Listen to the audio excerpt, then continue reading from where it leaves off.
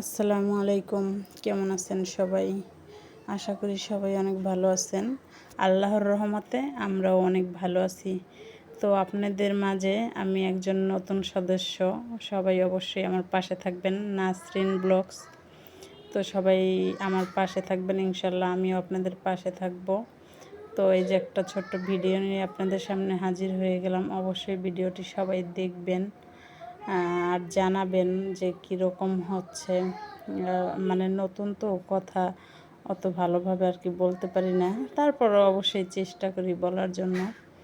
সবাই একটু সাপোর্ট করবেন, সবাই একটু পাশে থাকবেন।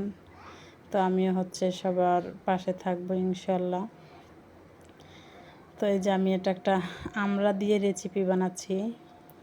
এই যে এখানে মানে আমড়াটা আমি একটু মরিচের গুঁড়া একটু লবণ দিয়ে বসিয়ে দিয়েছিলাম, এখন প্রায় হয়ে আসছে। এর জন্য একটু চিনি দিলাম এটার মধ্যে, চিনিটা দিয়ে নাড়াচাড়া দিলাম, এখন হয়ে আসছে।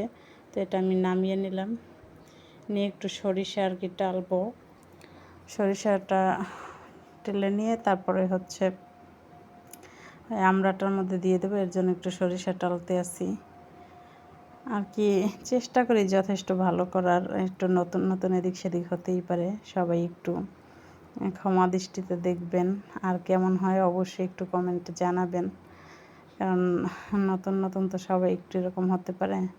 তাই আমি সরিষাটা দিয়ে দিলাম আমড়ার মধ্যে, দিয়ে তারপরে এটা আর একটু জাল দিব।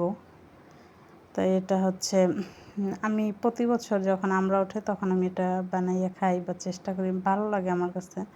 আপনারাও ট্রাই করতে পারেন, আপনাদের কাছেও ভালো লাগবে আশা করি। তাই আপনাদের সাথে একটু ভিডিওটা শেয়ার করলাম, কারণ ইউটিউবের থেকেই কিন্তু অনেক কিছু শেখা যায়, দেখা যায়। তো এর জন্য আমিও মানে ইউটিউবটা অনেক ভালো লাগছে আমার কাছে, তাই আমিও একটা চ্যানেল খুলে নিলাম। আশা করি সবাই একটু সাপোর্ট করবেন অবশ্যই। আমিও সবার ভিডিও দেখব ইনশাল্লাহ। তো সবাই ভালো থাকবেন, আমার জন্য দোয়া করবেন। আপনাদের সবার জন্য দোয়া ও ভালোবাসা। তো আজ এই পর্যন্তই থাকি, দেখি আপনারা কীরকম কি সাপোর্ট করেন, কারণ আপনাদের সাপোর্ট ছাড়া তো কিছুই করতে পারবো না। এর জন্য আপনাদের সাপোর্ট অবশ্যই দরকার, কারণ যে কোনো জায়গায় একটা কাজ করতে হলে সবার সাপোর্ট দরকার, একা একা কিছুই করতে পারে না। সবাইকে সাথে নিয়ে এগিয়ে যেতে হয় সামনের দিকে। যে আপনাদের দেখানোর সুবিধার্থে আমি একটু দেখিয়ে দিলাম। এটা অবশ্যই সুন্দর একটা কমেন্ট করবেন। এই যে বাটিতে নিয়ে নিচ্ছি খাওয়ার জন্য, একটু কাছ থেকে দেখিয়ে দিলাম। আমি কিন্তু কোনো হলুদের গুঁড়া দিইনি, শুধু একটু মরিচের গুঁড়া দিচ্ছিলাম, সেটা শুরুর থেকে দেখাইছি। তো এভাবে যে তৈরি করে নিলাম রেসিপিটা। তো কেমন হয়েছে অবশ্যই সবাই জানাবেন।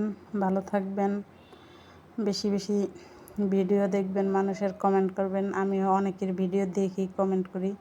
তো আজ এই পর্যন্তই, ভালো থাকবেন সবাই। আল্লাহ হাফেজ।